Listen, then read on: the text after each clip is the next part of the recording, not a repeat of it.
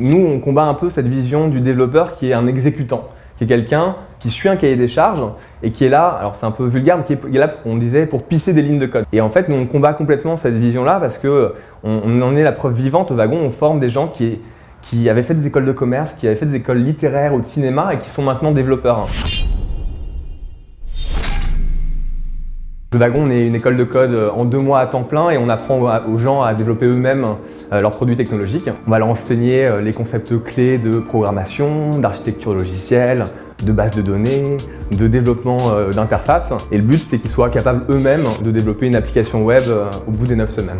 J'avais fait du code en école, mais de façon assez conceptuelle, donc sans vraiment savoir comment appliquer le code et à quoi ça servait. Et du coup, j'ai eu une carrière assez classique. J'ai travaillé dans une banque où je faisais plutôt des mathématiques. Et en fait, je me sentais un peu trop dans un boulot d'expert où je faisais une seule chose. Et c'est à ce moment-là où je me suis remis à coder, mais pour développer des produits avec des amis. C'est là en fait que j'ai découvert que le code, c'était complètement différent de ce qu'on m'avait enseigné parce que c'était à la croisée de plein de disciplines. Beaucoup de gens voient le code comme quelque chose d'un peu réservé à des mathématiciens, à des ingénieurs. On est là au wagon pour casser ces barrières et pour montrer qu'en fait le code, c'est quelque chose qui est accessible à tout le monde et qui sert à développer des produits qui vont résoudre des problèmes rencontrés par des utilisateurs. La technique, plutôt que le code, est en train de s'introduire dans tous les métiers.